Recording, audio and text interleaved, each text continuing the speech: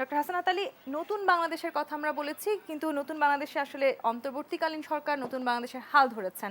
খুব স্বাভাবিকভাবে অন্তর্বর্তীকালীন সরকারের সামনে অনেকগুলো চ্যালেঞ্জ আছে, অনেক ধরনের সংস্কার আমাদের প্রয়োজন, কিন্তু নির্বাচনও সেখানে খুবই জরুরি। নির্বাচিত হতেই হবে, জনপ্রতিনিধি আমাদেরকে নির্বাচিত করতে হবে এবং শেষ পর্যন্ত রাজনৈতিক দলগুলোর হাতেই দেশের চালিকা শক্তি আমাদেরকে ফিরিয়ে দিতে হবে।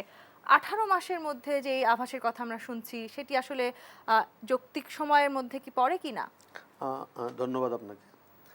আপনি যথার্থই বলেছেন যে আসলে অন্তর্বর্তীকালীন সরকারকে একটি নির্বাচনের মধ্য দিয়ে জনগণের সরকারের কাছে ফিরে যেতে হবে, জাতীয় সেটাই প্রত্যাশা করে। এবং দীর্ঘদিন প্রায় 18টি বৎসর 111-এর পর থেকে আমি যদি 2 বছর যোগ করি, 14, 18, 24 এই 3টে নির্বাচন সহ সেই নির্বাচনগুলো ত্রুটিপূর্ণ ছিল। এই ত্রুটিপূর্ণ নির্বাচনের কারণে জনগণের সরকার ছিল না বলেই কিন্তু আমাদের এই 24-এর গণবিস্ফোরণ বা গণ অভ্যুত্থান, যেটাই আমরা বলি দ্বিতীয় স্বাধীনতা আমরা যেটা বলছি।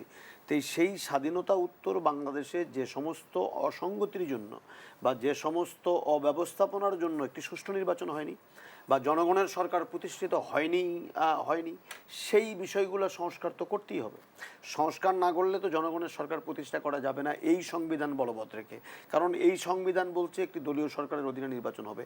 আপনি হয়তো অন্তর্বর্তীকালীন সরকারের নির্বাচন করলেন, ভবিষ্যতে কী হবে? তাহলে এই ভবিষ্যতের পথটা পরিষ্কার করার জন্য সরকার যে মোটা দাগে 6টি সংস্কার কমিশন করেছেন, সেই সংস্কার কমিশনগুলো এখনও কাজ শুরু করেছে বলে আমরা কিন্তু জানি না। কমিশনের প্রধান ঘোষিত হয়েছে, কথা ছিল যে দ্রুত সময়ের মধ্যে কমিশনের অন্যান্য সদস্যদেরকে নিয়োগ দেওয়া হবে, এখন পর্যন্ত দেওয়া হয়নি, নিশ্চয়ই দেওয়া হবে।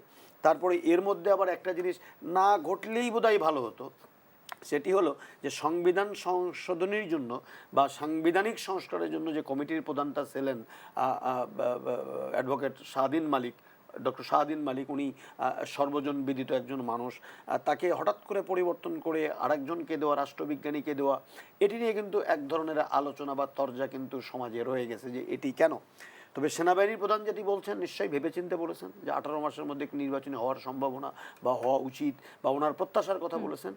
এই ঘোষণার মধ্য দিয়ে যে একটি অনিশ্চয়তা ছিল রাজনীতিতে, বা কবে নির্বাচন হবে বা হবে না, কিভাবে হবে বা কখন হবে, এই ধরনের একটা মোটা দাগে কিন্তু একটা রাজনৈতিক সিগন্যাল কিন্তু রাজনীতিবিদরা পেয়েছেন যে 18 মাসের মধ্যে একটি নির্বাচন হওয়ার সম্ভাবনা রয়েছে।